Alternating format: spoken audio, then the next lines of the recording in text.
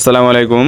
আজ কোনো আলাদা ইন্ট্রো নয়, কোনো সাজানো কথা নয়। আজকের গল্পটা শুরু হোক চলতি রাস্তা থেকেই। এই মুহূর্তে আমি দাঁড়িয়ে আছি মোবারকপুর গ্রামের ঠিক বাইরের এই রাস্তায়, আর আমার একদম পাশে রয়েছে পাঁচগ্রাম গ্রাম পঞ্চায়েত। এখান থেকেই আর কিছুক্ষণের মধ্যেই শুরু হবে আজকের এই পথ চলা। সামনের এই রাস্তা ধরে এবার আমরা এগিয়ে যাব মোবারকপুর গ্রামের ভেতরের দিকে। আজকের ভিডিওতে শুধু গ্রামের রাস্তা দেখানো নয়, চেষ্টা করব রাস্তার আড়ালে থাকা মোবারকপুর গ্রামের আসল জীবনটাকে একটু কাছে থেকে আপনাদের সামনে তুলে ধরার। কেমন এই গ্রামের পরিবেশ, মানুষের জীবনযাপন, গ্রামের পথঘাট আর চারপাশে ছোট ছোট সুন্দর দৃশ্য, সবকিছুই ধীরে ধীরে দেখতে দেখতে এগিয়ে যাব। তাহলে আর দেরি না করে এই পাঁচগ্রাম পঞ্চায়েত পাশ থেকেই শুরু হোক আজকের এই মোবারকপুর গ্রামের পথ চলা। আর কিছুক্ষণের মধ্যেই এই মেন রোডটাকে পিছনে ফেলে আমরা ঢুকে পড়ব মোবারকপুর গ্রামের একেবারে ভিতরের দিকে।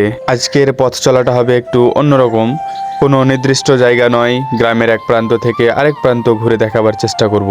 দেখাবো এই গ্রামের রাস্তাঘাট, বাড়িঘর, মানুষের দৈনন্দিন জীবন আর চারপাশের সেই চেনা গ্রাম বাংলার পরিবেশ। তাই আজকের এই পথ চলায় আপনারাও আমার সঙ্গে থাকুন। চলুন এবার মেন রোড ছেড়ে ধীরে ধীরে প্রবেশ করি মোবারকপুর গ্রামের ভেতরের দিকে, আর চেষ্টা করি পুরো গ্রামটাকে আপনাদের সামনে যতটা সম্ভব সুন্দরভাবে তুলে ধরার। মোবারকপুর গ্রামের ভেতরে ঢুকতেই প্রথমেই চোখে পড়েছে একসঙ্গে মাটির বাড়ি আর পাকা বাড়ি দুটোরই উপস্থিতি। একদিকে পুরোনো দিনের মাটির বাড়িগুলো যেন ধরে রেখেছে গ্রাম বাংলার সেই চেনা আবহাওয়া, আর অন্যদিকে নতুন পাকা বাড়িগুলো জানান দিচ্ছে সময়ের সঙ্গে গ্রামের জীবনযাত্রা ধীরে ধীরে বদলাচ্ছে। তবে এই গ্রামটা ঠিক কতটা পুরনো কিংবা নতুন করে গড়ে উঠেছে কিনা সেটা আমার সঠিকভাবে জানা নেই, তাই অনুমান না করে আজ গ্রামের পথে চলতে চলতে আপনাদের সামনে তুলে ধরবো এখানকার বাস্তব চিত্রটাই। পুরনো আর নতুনের মিশেলটাই হয়তো মোবারকপুর গ্রামের সবচেয়ে সুন্দর একটা দিক। চলুন এবার আরো একটু ভেতরের দিকে যাই, দেখি গ্রামের এই পথে আর কি কি গল্প লুকিয়ে আছে। বাইরে থেকে মোবারকপুর গ্রামটাকে দেখে প্রথমে মনে হয়েছিল হয়তো ছোট্ট একটা গ্রাম, কিন্তু যতই গ্রামের ভেতরের দিকে এগিয়ে আসছি ততই যেন ধারণাটা বদলে যাচ্ছে। ভেতরে ঢুকে দেখতে পাচ্ছি গ্রামটা বেশ বড়ই, চারদিকে ছড়িয়ে রয়েছে একাধিক রাস্তা, আর সেই রাস্তার দুপাশে গড়ে উঠেছে মানুষের বসতি। একটা রাস্তা ছেড়ে আরেকটা রাস্তা, এভাবেই যেন গ্রামের এক একটা অংশের সঙ্গে আরেকটা অংশ যুক্ত হয়ে আছে। বাইরে থেকে যার পরিধি বোঝা যায় না, ভেতরে এসে মনে হচ্ছে মোবারকপুরের পরিসর বেশ অনেকটাই। তাই আজ শুধু গ্রামের একটা অংশ নয়, সময় আর সুযোগ যতটা দেবে চেষ্টা করব এই ছড়িয়ে থাকা রাস্তাগুলো ধরে মোবারকপুর গ্রামের যতটা সম্ভব আপনাদের সামনে তুলে ধরতে। গ্রামের এই রাস্তার দুপাশে থাকা বাড়িঘরগুলো দেখে মনে হচ্ছে এই গ্রামের জীবনের ধারণাটা একরকম নয়। এখানে হয়তো চাকরিজীবী মানুষ যেমন রয়েছে তেমনই রয়েছে খেটে খাওয়া সাধারণ মানুষ, পাশাপাশি কৃষিকাজেরও সঙ্গে যুক্ত পরিবারও নিশ্চয় রয়েছে। অবশ্য বাইরে থেকে দেখে কারো পেশা নিশ্চিতভাবে বলা যায় না, তবে গ্রামের বাড়িঘর আর পরিবেশের মধ্যে একটা বৈচিত্র্য বেশ স্পষ্ট। কেউ হয়তো নিজের কর্মজীবনের ব্যস্ত, কেউ মাঠে ঘাটে পরিশ্রম করছেন, আর কেউ হয়তো চাষবাসের সঙ্গে যুক্ত। আর এই ভিন্ন ভিন্ন মানুষের জীবনযাপন মিলেই তো শুরু হয় একটা আসল গ্রাম বাংলার ছবি। চলুন আরো একটু সামনে এগিয়ে যাই আর দেখে নিই মোবারকপুর গ্রামের ভেতরে আরো কি কি গল্প লুকিয়ে আছে। গ্রামের এক প্রবাসী ভাইয়ের গল্প। এই গ্রামেই এক বাড়িতে থাকতেন এক ভাই। ছোটবেলা থেকেই স্বপ্ন ছিল পরিবারের অভাবটা একদিন দূর করবেন, কিন্তু গ্রামের মধ্যে কাজের সুযোগ কম থাকায় একসময় বাধ্য হয়েই পাড়ি দিয়েছিলেন প্রবাসে। যেদিন বাড়ি থেকে বেরিয়েছিলেন সেদিন মায়ের চোখে ছিল জল, আর ভাইয়ের মুখে ছিল একটাই কথা, কিছুদিন কষ্ট করব, তারপর সব ঠিক হয়ে যাবে। কিন্তু প্রবাসের জীবনটা দূরে থেকে যতটা সহজ মনে হয়, কাছে গেলে ততটাই কঠিন। সারাদিন পরিশ্রম, অপরিচিত মানুষের ভিড়, আর দিনের শেষে ছোট্ট একটা ঘরে ফিরে একাকিত্বের সঙ্গে লড়াই। সবচেয়ে কষ্টের সময় হয় যখন গ্রামের বাড়ি থেকে ফোন আসে। মা জিজ্ঞেস করেন, বাবা ঠিক মতো খেয়েছিস তো? আর ছেলেটা নিজের কষ্টটা লুকিয়ে হেসে বলে, হ্যাঁ মা, আমি ভালো আছি। অথচ সেই ভালো আছির আড়ালে কতটা ক্লান্তি, কতটা একাকিত্বে সেটা হয়তো মা কখনো জানতে পারেননি। মাসের শেষে নিজের জন্য কিছু না রেখে টাকা পাঠিয়ে দেন বাড়িতে। টাকা হয়তো ঘরের চাল মেরামত হয়, বাবার ওষুধ আসে, ছোট ভাইয়ের পড়াশোনা চলে। আজ সে এই গ্রামে নেই, কিন্তু গ্রামের প্রতিটা রাস্তা, বাড়ির উঠোন আর আপনজনের স্মৃতি এখনো তার সঙ্গে আছে। প্রবাসে থাকা মানুষগুলো শুধু টাকা উপার্জন করে না, তারা নিজের স্বপ্ন, নিজের আরাম আর অনেক সময় নিজের যৌবনটাও বিলিয়ে দেয় পরিবারের ভবিষ্যতের জন্য। মোবারকপুর গ্রামের এই পথ ধরে চলতে চলতে মনে হচ্ছে গ্রামের গল্পটা যেন ধীরে ধীরে শেষের দিকে এসে পৌঁছাচ্ছে।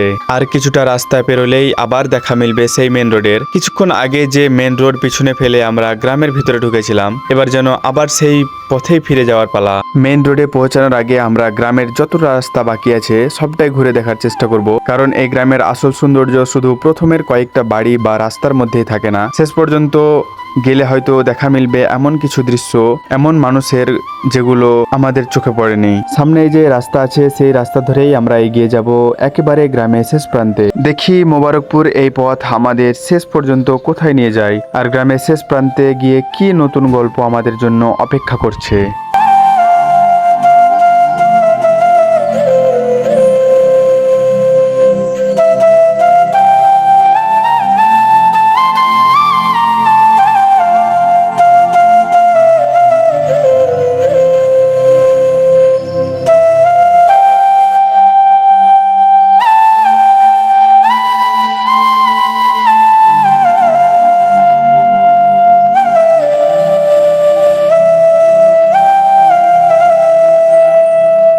অবশেষে গ্রামের ভেতরে পথ পেরিয়ে আমার ঠিক সামনে দেখা যাচ্ছে সেই মেন রোড। এবার আমরা গ্রামের ভেতরে রাস্তা থেকে উঠে আসবো মেন রোডে। তবে এখানে আমাদের পথ চলা শেষ নয়। মেন রোডের দুপাশে যে বাড়িঘর বসতি আর মানুষের জীবনযাপন রয়েছে সেগুলো এবার ঘুরে দেখাবো, কারণ মোবারকপুর গ্রামের ভেতরের পরিবেশ যেমন নিজের মতো সুন্দর, ঠিক তেমনই মেন রোডের পাশে থাকা বাড়িঘরগুলোর মধ্যে রয়েছে গ্রামের জীবনের আলাদা একটা ছবি। চলুন এবার মেন রোডে উঠে একটু সামনে এগিয়ে দেখি মোবারকপুর গ্রামের এই অংশটা কেমন, আর রাস্তার দুপাশে থাকা বাড়িঘরগুলোর মধ্যে কি কি দৃশ্য আমাদের চোখে পড়ে।